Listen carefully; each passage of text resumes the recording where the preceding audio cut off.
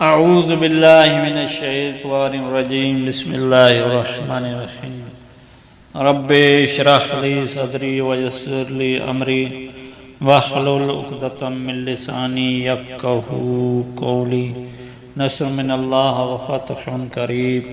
سامعین محترم، مومنین و مومنات، اللہ تعالیٰ آپ لوگوں کی توفیقات خیر میں اضافہ فرمائے۔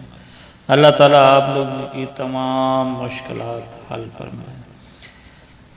سامعین محترم، چھٹے لال ولایت امام جعفر صادق علیہ السلام سے کسی نے پوچھا کہ ایک مومن کے دوسرے مومن پر کیا حقوق ہیں؟ تو آپ علیہ السلام نے فرمایا ایک مومن کے دوسرے مومن پر 7 حقوق ہیں۔ ان میں سے پہلا یہ ہے کہ ان میں سے آسان ترین یہ ہے، جو چیز اپنے لیے پسند کرتے ہو وہی چیز اپنے مومن بھائی کے لیے بھی پسند کرو۔ جو چیز اپنے لیے ناپسند کرتے ہو وہی چیز اپنے مومن بھائی کے لیے بھی ناپسند کرو۔ یعنی کیا کہنے کا مولا کا کہنے کا مقصد یہ ہے، اگر تو چاہتا ہے کہ لوگ تیری عزت کریں تو وہی چیز جو ہے نا اپنے مومن بھائی کے لیے بھی وہی چیز پسند کر۔ اگر تو چاہتا ہے کسی کی میری کوئی غیبت نہ کرے تو اس مومن بھائی کے لیے بھی یہی پسند کر۔ اگر تو چاہتا ہے کہ مجھے کوئی برا بلا نہ کہے تو اپنے مومن بھائی کے لیے بھی یہی چیز پسند کر۔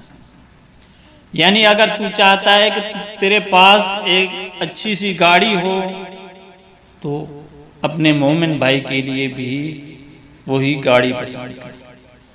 یہ نہیں کہ آپ جو ہے 1000 روپے والا سوٹ پہنے لیکن اگر کسی مومن بھائی کو دینا پڑے تو اس کو 500 والا 300 والا سوٹ لے کر دیں۔ نہیں، جو چیز اچھی چیز اپنے لیے پسند کرتا ہے تو وہی اچھی چیز اپنے مومن بھائی کے لیے بھی پسند کر۔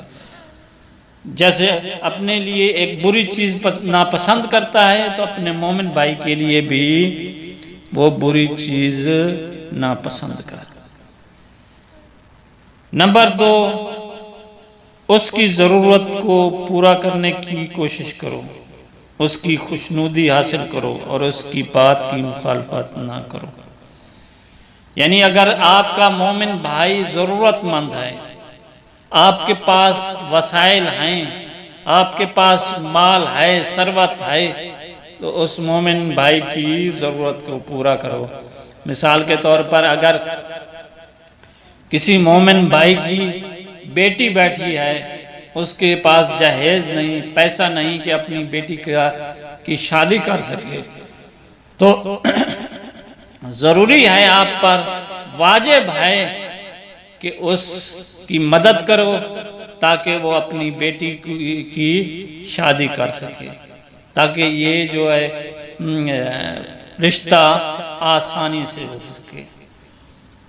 یعنی ہر حوالے سے جو ہے اس کی مدد کرنی چاہیے۔ مثال کے طور پر اس کا چولہا نہیں جل رہا تو اس حوالے سے اس کی مدد کرنی چاہیے۔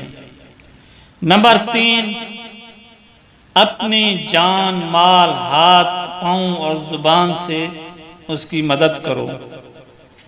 یعنی اگر آپ کے پاس مال ہے تو اس کی مدد کرو مالی حوالے سے، اگر اس کی مشکلات ہیں۔ ہاتھوں سے اس کی مدد کرو، مثال کے طور پر اگر وہ کوئی کام کر رہا ہے، بڑا مشکل کام ہے تو اس کا ہاتھ بٹھاؤ۔ پاؤں سے مدد کرو، اگر بیمار ہے اس کے پاس چل کر جاؤ اور اس کی عیادت کرو، اس کو ڈاکٹر کے پاس لے جاؤ۔ اگر اس کے پاس پیسے نہیں ہیں تو اس کو پیسے دو تاکہ وہ آسانی سے اپنا علاج معالجہ کرا سکے۔ اور زبان سے اس کی مدد کرو، یہ نہیں کہ آپ کی زبان سے وہ بچا رہے، ایسا نہیں کہ گالی گلوچ دے یا اس کی اس کے پیچھے جو ہے غیبت کرے، ایسا نہیں کرنا چاہیے، بلکہ آپ کا مومن بھائی جو ہے آپ کی زبان سے بھی بچا رہے اور ہاتھ سے بھی بچا رہے اور پاؤں سے بھی بچا رہے۔ نمبر 4، اس کے لیے آئینہ بنو، یعنی تمہارا ظاہر اور باطن اس کے لیے ایک ہی ہو۔ یعنی یہ نہیں ہے کہ ظاہر آپ کا کچھ ہو باطن کچھ ہو، یعنی ظاہر میں تو بڑے خوش اخلاق یہ وہ اس طریقے سے ہو، لیکن باطن میں نفاق ہو، بغض ہو اور غیبت ہو کہ بھئی فلاں شخص تو ایسے ہے، جب وہ سامنے آ جائے تو اس کو جھک کر ملنا اور بہت ہی پیارے انداز سے اس کا استقبال کرنا، لیکن اس کے پیچھے جو ہے نا باتیں کرنا، ایسے نہیں ہونا چاہیے، بلکہ جیسے ظاہر میں آپ اس کا استقبال کرتے ہیں، اس کا احترام کرتے ہیں، اس کی حمایت کرتے ہیں، تو باطن میں بھی اس کی حمایت کرنی چاہیے، احترام کرنا چاہیے۔ اور اگر کہیں بات ہو رہی ہے کہ بھئی یہ فلاں شخص ایسے ہے، تو آپ کا حق بنتا ہے کہ بھئی اس کو کہیں نہیں بھئی یہ ایسا شخص نہیں بلکہ ایسا ہے۔ نمبر 5، ایسا نہ ہو کہ تم تو سیر ہو اور وہ بھوکا ہو، تمہارے پاس لباس ہو اور اس کے پہننے کے لیے کچھ نہ ہو، تمہارے پاس مشروبات ہوں لیکن وہ پیاسا ہو، یہ بھی نہیں ہونا چاہیے۔ نمبر 6، اگر تمہاری بیوی نوکر ہے اور اس کی نہیں تو تم اپنے نوکر کو بھیجو۔ نوکر سے مراد یہ ہے کہ بھئی آپ کے نوکر چاکر ہیں، بڑے مالدار ہیں، تو آپ جو ہے اپنے نوکر کو بھیجو، اس کا کام کر کے آئے، اس کا ہاتھ بٹھا کر آئے، اس کا لباس جو ہے دھو کر آئے، کیونکہ آپ کی بیوی ہے، بیوی کے ساتھ ساتھ آپ کے نوکر بھی ہیں، تو اس حوالے سے اس کی مدد کرو۔ اور نمبر 7، اگر وہ کوئی کسی قسم کا قسم اٹھاتا ہے تو تم اس کی قسم پر یقین کرو، اگر تمہیں دعوت دے تو قبول کرو، اگر اس کا انتقال ہو جائے تو اس کے جنازے میں شرکت کرو، اگر بیمار ہو تو اس کی عیادت کو جاؤ، اس کی مشکل حل کرنے میں اپنی پوری کوشش کرو، خواہ اس میں جتنی بھی زحمتیں برداشت کرنی پڑیں برداشت کرو، اور اسے ایسا موقع ہی نہ دو اسے اپنی حاجت تمہارے سامنے بیان کرنا پڑے، بلکہ اس کی زبان پر لے آنے سے پہلے ہی اس کی مشکل حل کر دو۔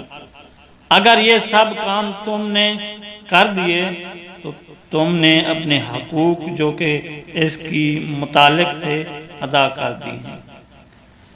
سامعین محترم، یہ چھٹے لال ولایت فرما رہے ہیں، اگر آپ یہ جو میں نے آپ لوگوں کے سامنے یہ حقوق بیان کیے ہیں، اگر آپ نے یہ حقوق ادا کر دی ہیں تو چھٹے لال ولایت فرما رہے ہیں کہ واقعاً آپ نے ایک مومن بھائی کے حقوق ادا کر دی ہیں۔